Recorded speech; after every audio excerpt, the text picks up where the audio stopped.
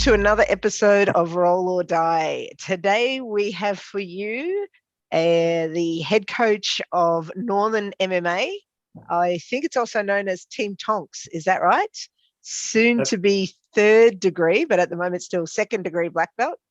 Matt Tonkin. Thanks for joining us, Matt. Great to be here, guys. Thanks for having us.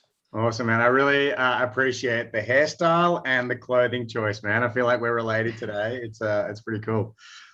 Yeah, Kim tried a bit harder, maybe. I know, right? What am I doing letting down the team? That's I mean, that is a pretty standard jiu-jitsu hairstyle, you got to say. Have you always had that hairstyle? Yeah. Would you believe I was going to my very first comp in Torquay back when Renzo Gracie was here, and I had hair, and I went to shave it, and the clipper broke, and it actually crew cutted me. So I actually had to shave it for that comp. So I had the white top and the red face. I got a bit of a crowd pleaser for that first comp. Yeah, so it was a bit of a laugh. And it stayed. Yeah. Well, if we just rewind a second, Kim, you do make a horrible, balding, middle-aged man, if I ever said. Yes, that's okay. That's right. Yeah. That's like that. Isn't there an app you can do where you can put your face on and make yourself older? That's it. That's what I need. Oh, so good. Yeah. A great job. Go try. Yeah. And you're AET, is that right, Matt? Yeah. Yes, I'm with AET. I'm with Dinos. Yeah. I've been there since purple belt, or just probably a year shy of my brown. Yeah. Yeah, right. Awesome. And what's your journey been like in jiu-jitsu? Tell us a bit about that, because we don't know a lot about you. You know, we know you're a good guy. We know you've been around the block a lot, but tell us a bit about your journey. Well, sticking to jiu-jitsu, like I do Japanese jiu-jitsu. That's my main forte. I'm pretty high up, probably I'm a fifth degree in Japanese, and probably I was an orange. I think I was an orange belt if I look back at my photos. And we heard the Gracies were coming to town. We'd seen the UFC, and we thought we should go give this a go. I thought of myself as a bit of a thug back then. I could beat anybody in a fight, and I jumped on. How long ago was this, Matt? When would this have been? 1995, I think it was 1995 when Carlos Gracie Jr. came out, and we first met the Bean. And I really thought my shit didn't stink, excuse my French. And I jumped on the mats like a kilo guy, the best 30 seconds of his life. And I was on the tail end of his armbar. So I thought, wow. I looked at my coach, said, we've got to have a go at this.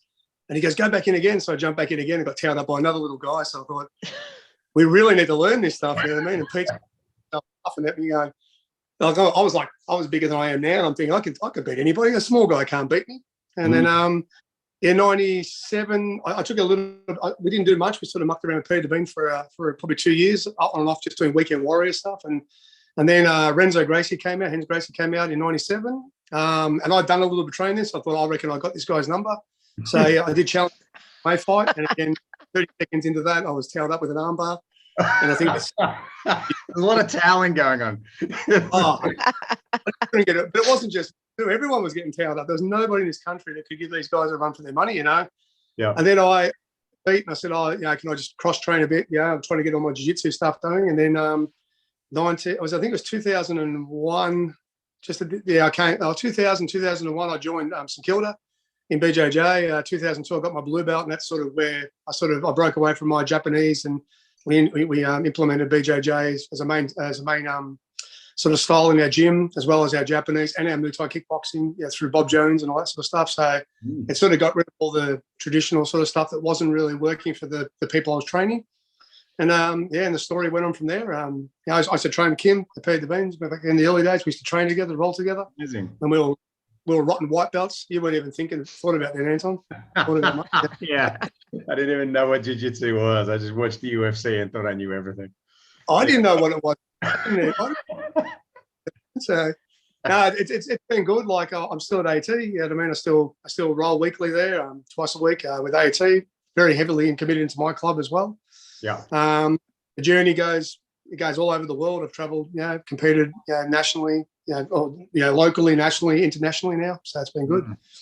Wow. Yeah. You mentioned Japanese jiu-jitsu. How was that different to Brazilian jiu-jitsu? Well, if we look at the history, the Brazilians went to Japan and started doing and learnt the Japanese jiu-jitsu, and then there was a bit of a challenge fight. Like, again, to cut the story short, and Carlos Gracie challenged the head instructor, and the fight went forever.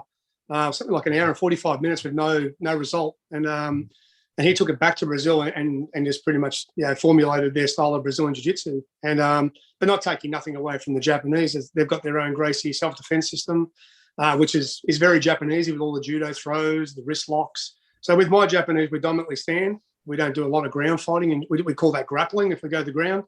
And our striking's not the karate anymore. It's more kickboxing, sort of, you know what I mean? So people don't punch karate orientated in the street.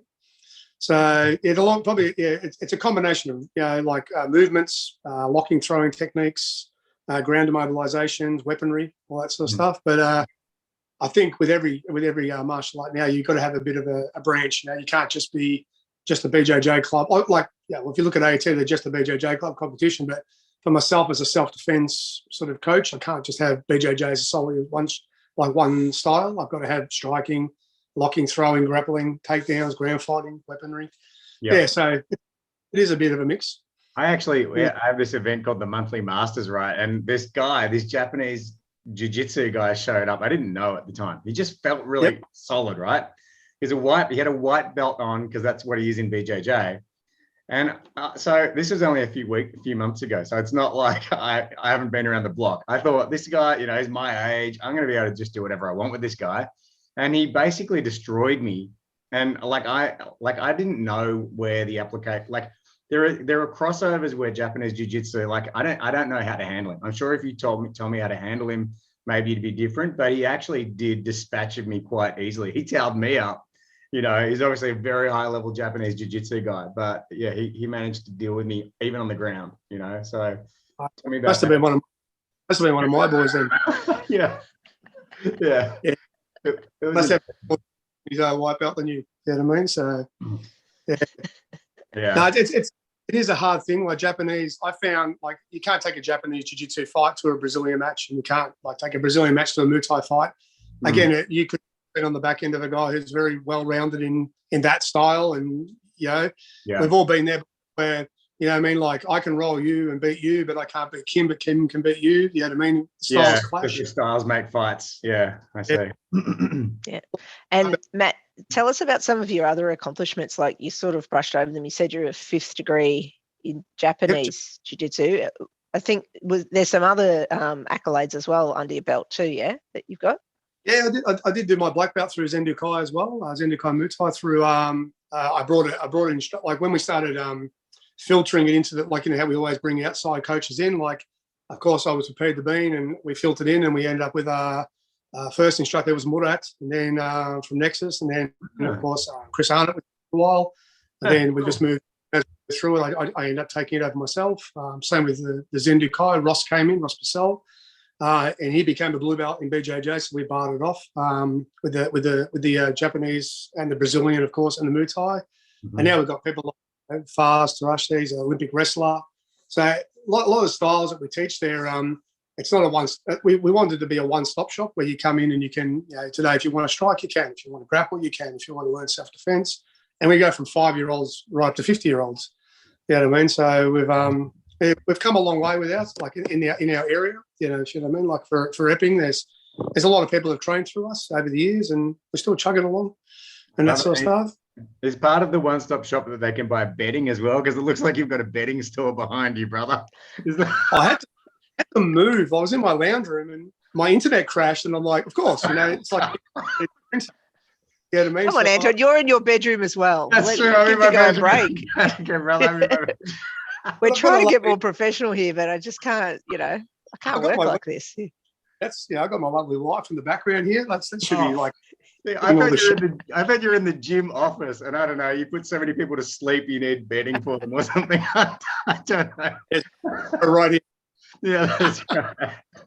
We've had guests in all sorts of places. So you were just saying there, Matt, your club sounds like it's got a big as you were saying, that it's a real, I suppose, family-like environment is the vibe that I sort of get from AET. Yeah. Can you tell us a bit about this? We've had other coaches of AET on here and they've given us their thoughts, but what are yours around why that is the way at AET? Tell us about the culture there and what your thoughts are around it. You know what I mean? Ninos has always been family first. You know what I mean? Loyalty, stay with your coaches. You know, his gym is open to anybody. Anybody you've been there yourself. Anybody can come and roll at that gym. There's no egos on the mats. We've all got egos. The moment we knock the rock, it's on. You know what I mean? And then when it's finished, it's over. You know what I mean? You've got to put business where business is due, and you've got to take it off the mats as well. I don't miss training. I just do not miss training because I get to see all the other affiliates. I get to see black belts from all other Machados, interstate people come in all the time, and it's just great to just rub the roll with everybody, and we've just embedded that family atmosphere for so long. And I know Ninos would shut his gym family first. You know what I mean? He would shut AAT tomorrow. If everyone said, no, we're going to quit and we just want family, he would say that, no problem. But I don't think, you know what I mean? Like, it's the atmosphere is brought due to the fact that club exists. You know what I mean? Yeah, absolutely. And it's the same when I train with Pete. You know what I mean? Like, I made friends with Ninos through Peter Devine, and our friendship became so strong that now I train with my mates. You know what I mean? Like, and things like that. You know what I mean? And it's a lot closer than an hour and a half drive to the city every day. You know what I mean? So, yeah. The Devine Club is a really interesting kind of situation for me, because as far as I understand it, like in the club that I'm at, we have a technical grading for every stripe. Okay, like it's so tied down, and I think it's great. I've never done this yet. It's a new system, but it seems like it's the kind of the opposite of Devine. There's not even techniques in the class. Somehow you just by osmosis learn jiu-jitsu and become great. What are your views on the various learning systems, and what do you think? Well, I came from traditional martial arts, and then of course I ended up under the Devine system. And like when I got my blue belt, like I'd won the Pampaks. I'd had something like 13 fights in one day. I lost my last fight. Yeah, I mean, I think I picked up 2 golds and a silver or something like that. And I walked in the training that night. I was rolling with Dave Stocks, and he's got this big giant-ass smile on his face. And next thing, this blue belt came over my shoulder, and it was a massive weight off your shoulders. You know, you've accomplished something and been rewarded for it. Mm-hmm. And same with the purple belt. Yeah, that I pretty much, Pete said to me, you know, pull guard, and I went, I don't do guard. He goes, no, pull guard. So I pulled guard for 18 months, and I don't think I lost a fight as a purple belt. And I don't know how to. I've got not the best guard in the world, and I travelled all over Melbourne. I went all over Perth, Queensland, Sydney. Everywhere I went, I just tried it, and it worked. Wow. And I was a purple belt. You know what I mean?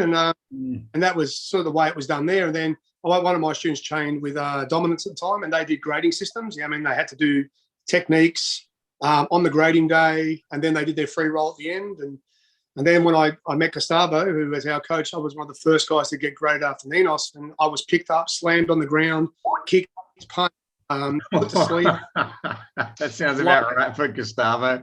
Yeah. And I had Minol there, Gustavo, Ninos. I just had this line of black belts, and I just there was nothing. I just curled up in a fetal position and said, when is this thing going to end? You know what I mean? It was just like, just in Brazilian Jiu-Jitsu, there's like clubs that run techniques. There's guys that run just, hey, you've done the job, here's your belt. There's other guys that give you an absolute flogging, and I've done all three. And I'm not you know, when you get a belt, you go, well, am I ready for it? Do I deserve it? Do you know what I mean? That sort of stuff. No matter what the system, right? Yeah. What the system. Yeah. And Matt, you've been doing jiu-jitsu for a really long time. Like you said that you've got people from age 5 to 50 in your academy, and like I believe you've got a milestone birthday coming up soon. How do you balance, you know, the what's the word, like how hard jiu-jitsu is on your body with getting older? Like, what are your tips? Got any tips for people listening out there that are advancing in age? We're all advancing in age, I guess, but. Yeah, true. I reckon that people need to look from the neck up and just realise that we're not just a gi and a belt. You know what I mean? Like, I hop on the mats at AAT and they go, oh, black belt, but they don't look above my shoulders. They just look at another belt if they can get a scalp. Some people like that, you know, they just go, oh, belt, scalp. You know what I mean? Where I try to give back. I try and give back. Like I roll the white belts and try and give back as much knowledge as I can to try and make them better and get the thank you from there. Mm-hmm. We do run a masters class on a Thursday, which is just all black belts and brown belts, and that is just no one cares about anybody. It's just everyone just goes after everybody. It's a good like rounds. It's just like it's like having a competition for an hour. Awesome. And but the only advice give, like, as you get older is, stretch. Of course, you need to stretch, triage your body, pick your poisons. Like, that if there's a 300-kilo bloke standing in front of you and he hasn't got an offer on button, maybe he's not the guy for you to roll. You know what I mean? And and if you're rolling like a small girl, don't try and crush her. You know what I mean? Because there's a lot of people out there that do, and that's how I roll. I roll to learn. I roll to help, and I'm just hoping that I can keep doing this until I can't do it. I probably will keep doing it till I can't. Yeah. Awesome. Have you got my personal goal is red belt, and I'm after that thing. I want to be like the crustiest, oldest human being on the mats. I don't know if anyone will even roll with me because like bits will be probably falling off of me and stuff. But like what, is this your goal too? Do you want to go all the way? Are you trying to? I think you can. I think you can in jiu-jitsu. Like, we've done a lot of the hard work now. When I was over in LA a couple of years ago, and I rolled at LA Legacy, I think it was, and there was a 93-year-old guy there in a grey gi with a purple belt on, and I didn't know over there can't actually the low grade, like anyone below brown can't ask a higher rank for a roll. If you know what I mean, if they're putting it, like, you've got to say, hey mate, do you want to roll? Do you want to, And this guy's sitting in the corner. I walked up and said, hey man, what's wrong? And he goes, oh, nothing. I go, do you want to roll? And he started crying. He goes, no one's ever asked. Like, no black belt ever asked him for a roll. Wow. So I rolled it. I just pushed everyone to the side, and I just rolled this guy for like an hour. Just kept rolling him. He was 93, 73. Something. He was really, really old. Yeah. You know what I mean? And And I just didn't realize that. So that was really good in America, because if I didn't want to roll someone, I didn't have to. You know what I mean? What was it like rolling an elderly person? What were they like? It was just like rolling a white belt. You know what I mean? Like, he was, his technique was there. It was perfect. You know what I mean? But of course, I rolled him like a white belt. I just let him lead the roll, and so I just moved around. Didn't go for any submissions. Just had a bit of fun. Yeah, that's awesome. I love that. Awesome. And Anton, did you have a story to tell of how you actually knew Matt before you met him here on this podcast? Well, because I have a solar company, and somehow or another, I don't even know how we ended up crossing paths. Like, I was calling Matt and talking to him about solar for weeks on end. Basically, that's pretty much the story. But it's quite amazing, because then you said, I'm bringing this guy on the podcast, and I was like, I know Matt. I've crossed this. Did you end up getting solar, Matt? Did you end up getting... the landlord would not budge on it. He there you go. He did a good job. The landlord was just like, not spend too much money. What kind of landlord doesn't let people put solar on their roof? That's what I don't understand. But anyway, the place, like, it's terrible. You know what I mean? But it's a good location, and we're happy with it. Yeah, I mean, so that's great. Yeah, that's great. Awesome. Yeah. Awesome. And Matt, you're a dad of three kids, is that right? Yeah, you're pretty involved with your kids, yeah? Like, how's being a father kind of changed you as a person? Like, I guess in general, but more if you can bring it back to jiu-jitsu at all, or how's that kind of worked for you? Yeah, it's good. Like, my kids have all trained. Like, my oldest one is 17. He's a black belt Japanese, and he's done well in BJJ, but he's an athlete. He likes his footy and his basketball. My middle son, who I reckon could be he's probably the most technical minded kid here. He does BJJ. He likes to tell people he's going to sweep him before he does it. So he's one of those sort of kids. Yeah. And I've got 8 ball in the corner pocket, but with jiu-jitsu, right? It's really cool. He can watch it and he sweeps you. Like, it's really. I love that. That's so cool. I'm going to start doing that. That's why he rolls, which is really, really good. He's the smartest guy. He'll do the percentages. He'll tell you how much percent you're going to lose by or win by, So he's great. Wow. And then she still does jiu-jitsu. Like, she likes it. She likes the challenge of rolling around. But yeah, she'll probably follow more in her mother's step and go to netball. But martial arts is big for me for kids. It's just the confidence and the body on body and all that sort of stuff. You know what I mean? So it's non-negotiable with my kids. They have to do some form of training. Yeah, just with the life skills as well. How did you find, like, my son plays basketball as well. How did you find the transition, or not the transition, but how do you find that, like, martial arts benefit team sports? Did you find that? I found that a lot, but did you find that? Yeah, yes and no. Like, I said to my kids, they have to do 3 things in life. So they've got to have, like, one thing they do, which is themselves against an element. So, like, wind, fire, rain. So it's compulsory for swimming because we live on a big island. The second thing, it has to be a one-on-one thing. Like, I know that's where I think martial arts plays a big. There's no one there backing you up. It's just you against somebody else. And the team atmosphere I like bringing in, like football and basketball. It's working as a group. So they're the three things my kids do, and I think they've become better kids. You know what I mean? Because they are team players. They're not selfish. You know what I mean? They when they're at the gym, they roll hard, but they also teach. You know what I mean? And they can all swim. So they can all swim because we live on a big island. Yeah, we do. That's very, very good. Very good advice. That, and what about coaching, Matt? I mean, we've had lots and lots of coaches on this podcast before. You've been doing it for a really long time. What do you think makes a good coach? What goes into a good coach? Coach, to me, like the knowledge, you know what I mean? Like being able to have, if we stick in with the BJJ, but having a move that you can teach someone small, medium, or large and make it effective on the mats. We've probably all been there as coaches before where people have said that move doesn't work for me, or my body just doesn't react to that move as best as it could. So being versatile, I've got a lot of knowledge. Doesn't mean I can do it. You know what I mean? Like I think my roots, like early in grappling, was like if you've got the basics, the good foundation at the start.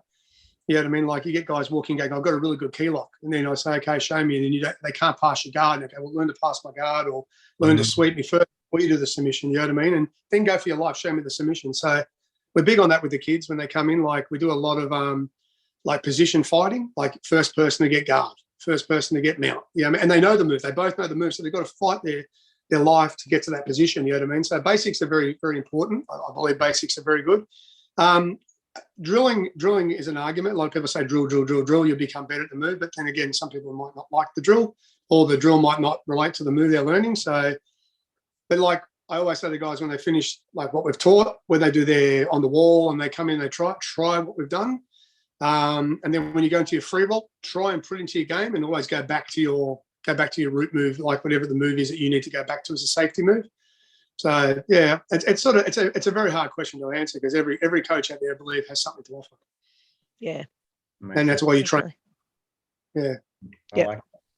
MMA, like with you essentially are a mixed martial artist, not necessarily in the conventional sense, but, in the current sense, like Muay Thai, etc. But you mix martial arts. If your kids wanted to do MMA, and take amateur fights, would you support that, or how do you feel about that whole? Yeah.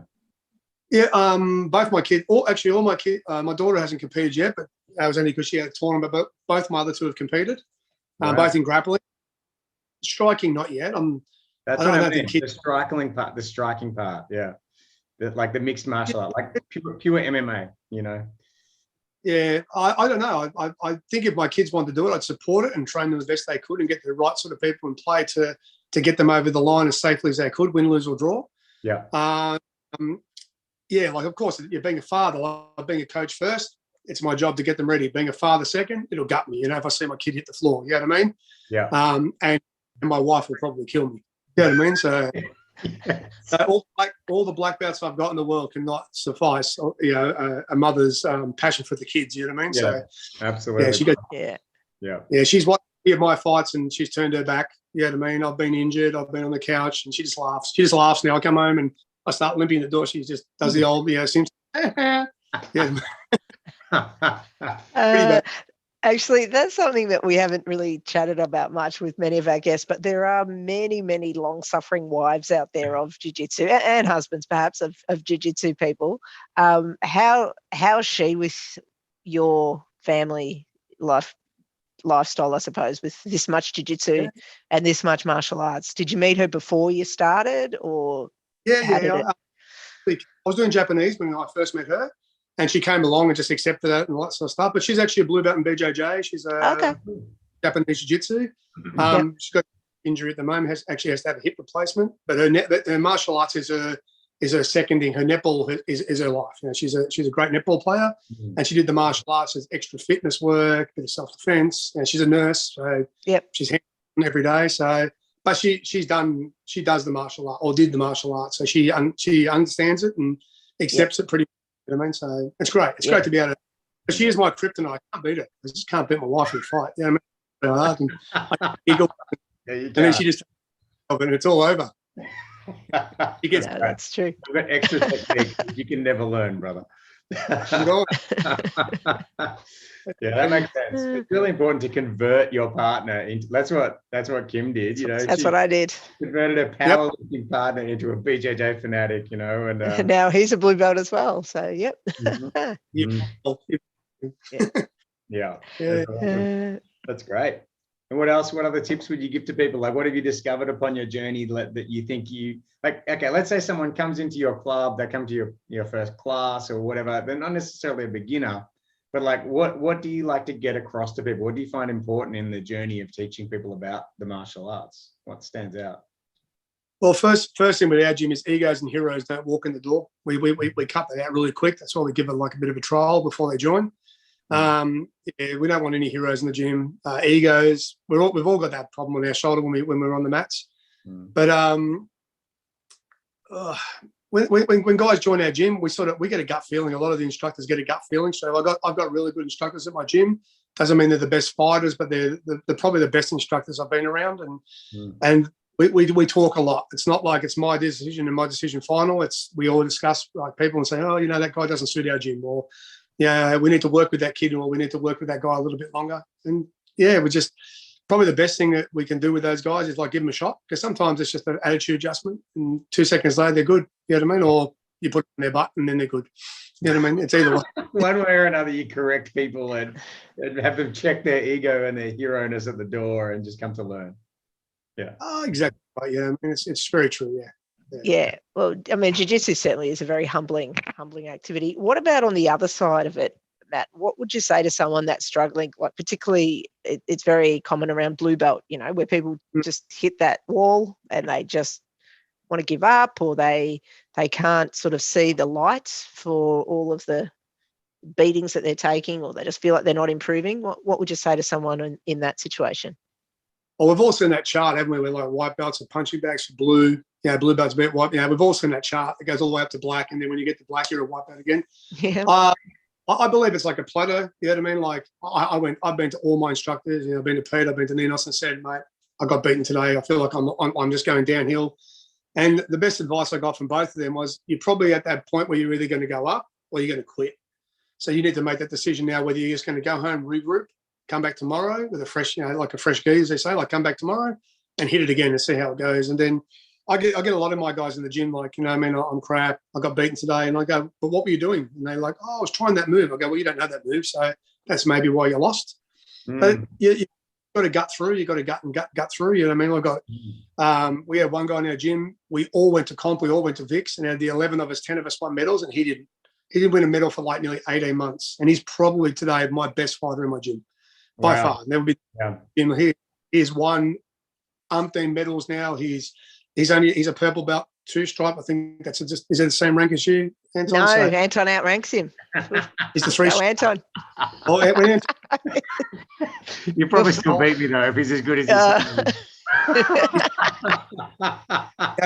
he went from nothing to winning everything, and I've got a couple of white belts in my gym now, and yeah, we use comps as a bit of a stepping stone, like as a drive, like, hey guys, you know, you got Pan Packs coming up, or you got VIX coming up, or Nationals coming up. Aim for that, try and win a medal.